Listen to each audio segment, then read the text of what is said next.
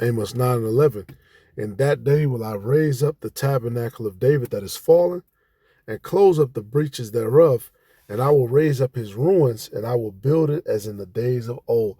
All praises, glory, and honor to Yahweh, Bahashem, Yahweh Shai, Bahashem, Rahakodash. And as we can see, the tabernacle of David is being built, right, which ultimately we're being edified. Edification is building, right, which we have to remember to maintain too. Scriptures say, do all things unto edification. You know, when you're operating in this ministry, the purpose of this word is to edify the elect, is to bring light. You have to constantly, remember that. Constantly be going through the scriptures, constantly refreshing self, and then refreshing the body as well. And this word is refreshing to hear. It's refreshing to read.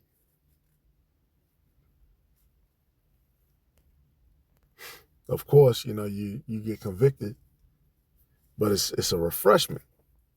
It's a cold glass of water in a far land.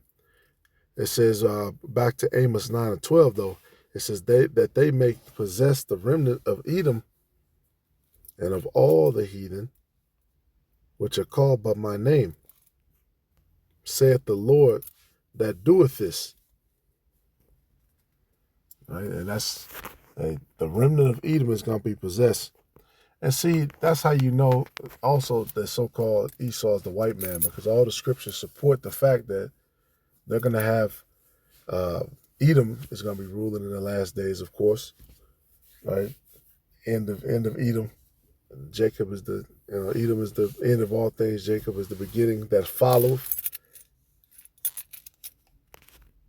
And then the scriptures talk about basically in the end, a large evil government is going to rule over the remnant of the Lord's people in a far away land, and then they're going to return, meaning they're not going to actually be in that land, but then they're going to return. And when you look deep into it, the elect is going to be beamed up out of Babylon and taken over. Not already be there. All right, and I'm going to get the scriptures to prove all of that. This is Amos 9:13. Behold, the days come, saith the Lord, that the plowman, see, there's a power dynamic associated with the elect. The scriptures say, when you are in a low state, be patient when you are in a lower state. Excuse me. And we got to constantly be reminded of that. Put off, mortal thoughts, caring about bullshit that doesn't matter.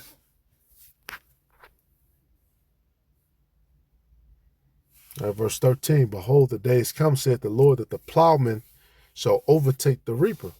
Right? The plowman is that workman. The reaper, of course, there's the person that reaps the benefits.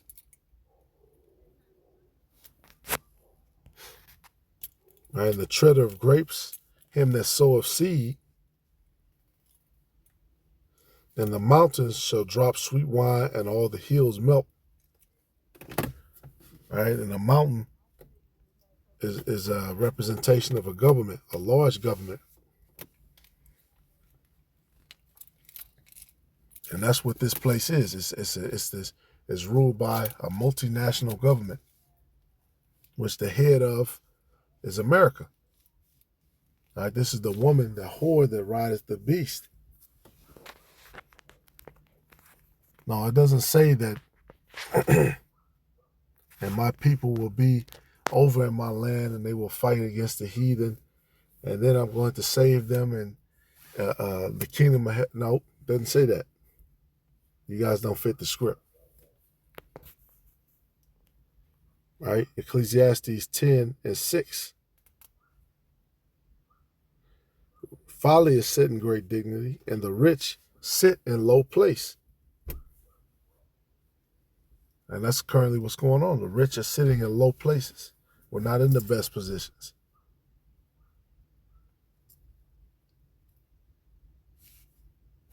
What does it say? There's one was never thought of that will be king. We're in a low state,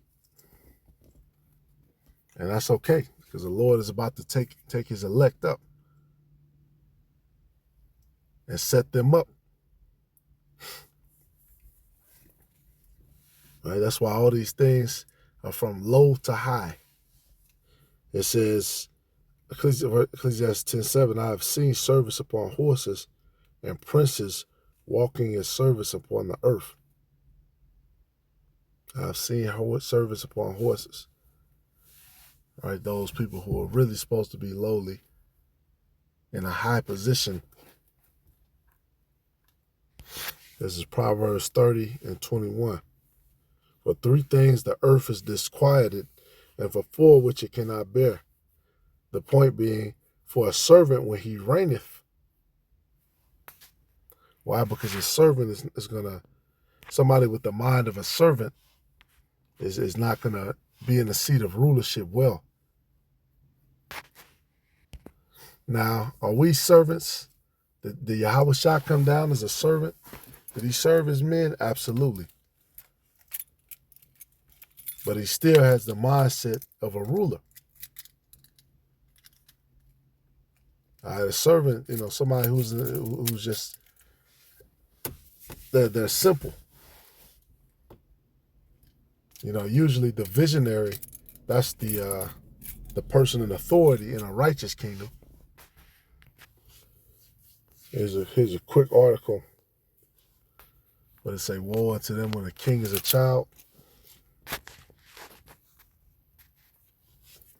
You Edomites are childish.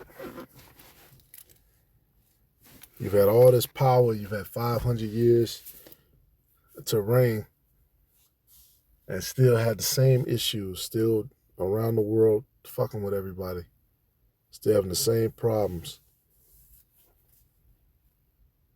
You haven't changed. You like the people. All right, it says the Senate approved its massive annual defense bill late Thursday as the U.S. government remained shut down. The GOP-led chamber approved the National Defense Authorization Act 70-20. Fuck Amazon. All right, it says aiming to fund the U.S. military at $924 billion in fiscal 2026. Damn near $1 trillion in their military.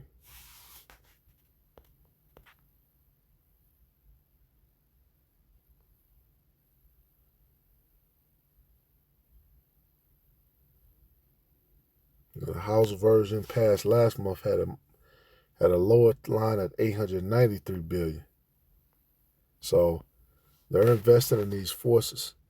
And if you were really a good leader, you wouldn't need to sit there and invest damn near most of your money from your kingdom into warfare. I mean, of course, you always want defenses, you want soldiers, you want an army. But they've taken it to a whole nother level of global patrol. All right, another sign that they're Esau, Leviathan.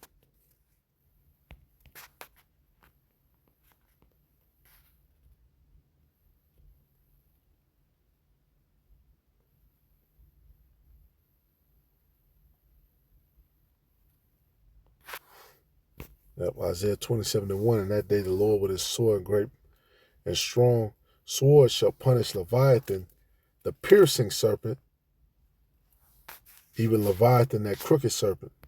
That word for piercing, fugitive, fleeing.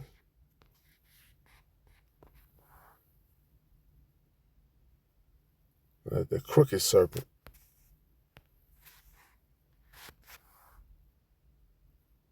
Torturous. Crooked. Wrong.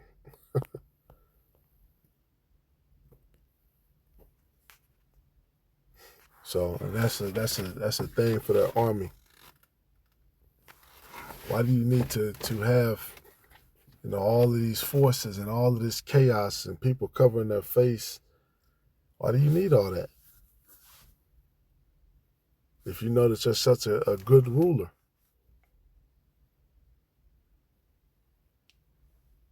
All right, because these guys know what's about to happen, but they happen to happen because it says when they're about to fill their belly, so they're going to be in a position to do so.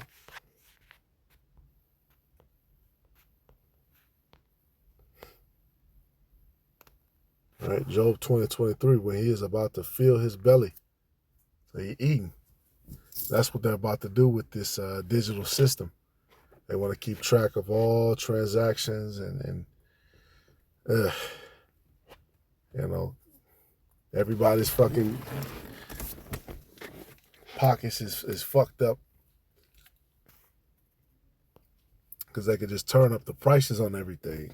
Even if, oh, gas went up, man, they got so many oil reserves. But, see, that's them greedy. All right, verse 23, when he is about to fill his belly, the Most High shall cast the fury of his wrath upon him, and he shall rain it upon him while he is eating. He shall flee from the iron weapon, and the bow of steel shall strike him through. So, yeah, we're coming into those times where this is it. About to make their move, fill their belly, maybe get a couple of things accomplished.